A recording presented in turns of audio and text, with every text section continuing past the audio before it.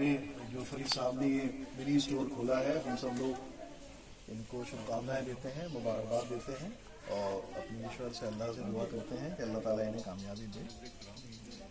देखिए, जब कोई चीज़ हमारे पास होती है और उसके बाद वो चली जाती है, यानी कि मिस हो जाती है, तो तब हमें उसकी अहमियत का अंदाज़ा होता है। मान लीजिए हमारे पास बाइक है और अब बाइक की ज़रूरत है और इस वक्त हमारे पास बाइक नहीं है, तो हमें अंदाज़ा होता है कि वो कितनी कीमती चीज़ थी। तो कोविड में अभी पिछले 2 साल से हम लोगों ने एक एक्सपीरियंस लिया कि सेहत जो है वो सबसे बड़ी दौलत है ना। ये हम पहले कहते थे लेकिन इस बात का एहसास नहीं था। बहुत सारे हमारे प्यारे इस कोविड में हमारे बीच में नहीं रहे, तो हमें फिर ये अंदाज़ा हुआ कि भाई सेहत सबसे बड़ी दौलत है, सबसे बड़ी नियामत है। और हम जब बीमार हो जाते हैं, जब बीमार पड़ते हैं, तो उस वक्त हमें अंदाज़ा होता है हमारी सेहत का। उस वक्त हम अपना कारोबार, अपना व्यापार, अपनी गाड़ी, घर, इवन बीवी बच्चे, वो सब भी भूल जाते हैं। सबसे पहले हमारे दिमाग में क्या चलता है कि भाई पहले मैं ठीक हो जाऊं, पहले मैं स्वस्थ हो जाऊं, ये बीमारी से मुझे छुटकारा मिल जाए। तो हमें ये जानना पड़ेगा कि, और बड़ी अच्छी बात बुजुर्गों ने कही भी है कि पहला सुख निरोगी काया, दूजा सुख घर में माया। हमने इस वक्त उल्टा कर लिया है। हम पैसा कमाने के चक्कर में ऐसी मशीन बन गए हैं कि हम अपनी सेहत पे बिल्कुल ध्यान नहीं देते, बिल्कुल वक्त नहीं देते। जब ये सेहत हमारी हम गवा देते हैं, तब हमें अंदाजा होता है कि हमने क्या गवा दिया। तो हमारी पहली प्रायोरिटी होनी चाहिए हमारी हेल्थ, हमारी सेहत। क्या इसके बारे में हम सीरियसली कभी सोचते हैं? शायद नहीं सोचते। 8 घंटे 10 घंटे हम लोग काम करते हैं, 2 घंटे टीवी भी देखते हैं, 1-2 घंटे खामोखा गप्पे भी लड़ा लेते हैं, लेकिन आधा घंटा हम अपने शरीर को नहीं देते। कुछ भी हम खा लेते हैं, हम ये भी नहीं सोचते क्या खाना चाहिए क्या नहीं खाना चाहिए, जो मिला वो खा लिया।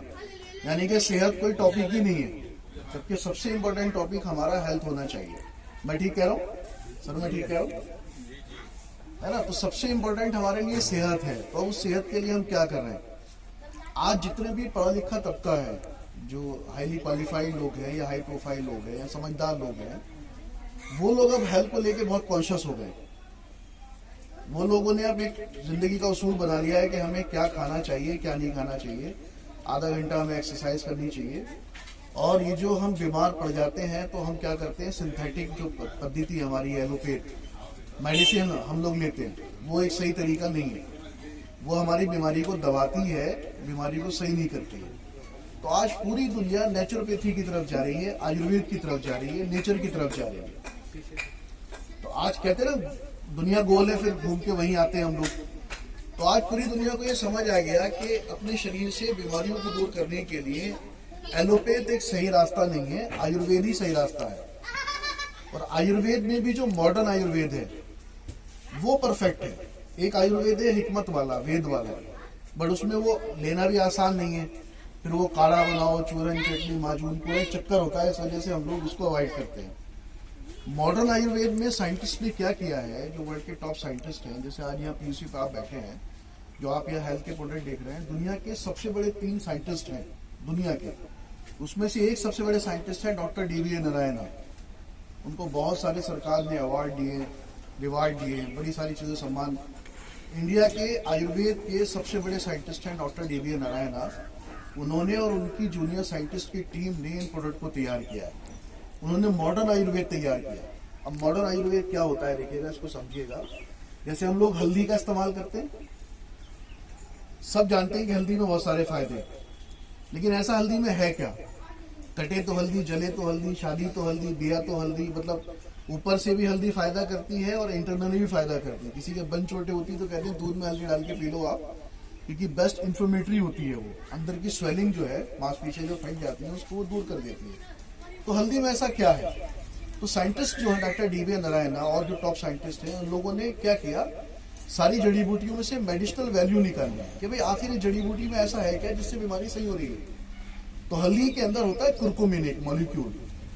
1 किलो हल्दी में से 20 ग्राम निकलता है। वो कितना? 1 किलो हल्दी में 20 ग्राम, ये काम की चीज है।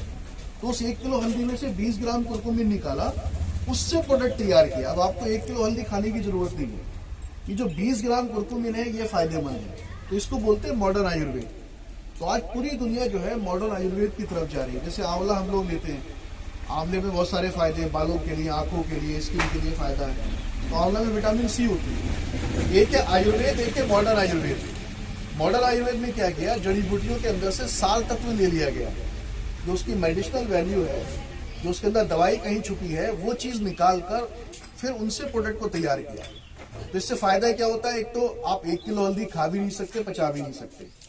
जो 20 ग्राम कुरकुमे लेने के बाद आपको फायदा मिल रहा है, वो 1 किलो हल्दी खाने के बाद मिलेगा। तो आप सोचिए, कोई इंसान अगर 1 किलो हल्दी खा भी ले और पचा भी ले तो उसका शरीर क्या हो जाएगा। तो वो काम 20 ग्राम में मिल रहा है आपको। तो यहाँ मॉडर्न आयुर्वेद के सारे प्रोडक्ट हैं।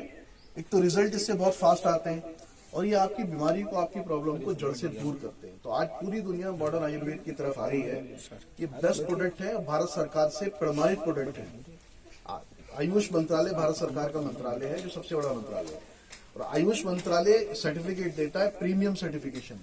तो हमारे जितने भी प्रोडक्ट हैं आयुष मंत्रालय से प्रमाणित, भारत सरकार से प्रमाणित और आयुष प्रीमियम सर्टिफाइड प्रोडक्ट है। डाबर देखिए सबसे बड़ी कंपनी है, लेकिन डाबर के पास भी आयुष मंत्रालय से आयुष प्रीमियम सर्टिफिकेशन नहीं है। दुनिया में 2 ही कंपनी है जिसके पास आयुष प्रीमियम सर्टिफिकेशन है, एक हिमालय है और एक हमारी है। तो ये छोटी सी जगह में छोटा सा स्टोर तो इन्होंने खोला है, लेकिन इन प्रोडक्ट की ताकत बहुत है। जब आप इस्तेमाल करेंगे आपको अंदाजा होगा कि ये कमाल के प्रोडक्ट है और सस्ते हैं और अच्छे हैं। तो अगेन मैं अपनी बात यहाँ मुकम्मल करता हूँ और फरीद साहब को दोबारा इन शुभकामनाओं के साथ कि अल्लाह ताला आपको कामयाबी दे, आपने ये स्टेप उठाया और आप सब लोग इनको सहयोग कीजिएगा। अंग्रेजी दवाइयों से अवॉइड कीजिए अपने आप को। वो मेडिसिन जो होती है वो परमानेंट सोल्यूशन नहीं, ये permanent solution. Thank you very much Farid साहब।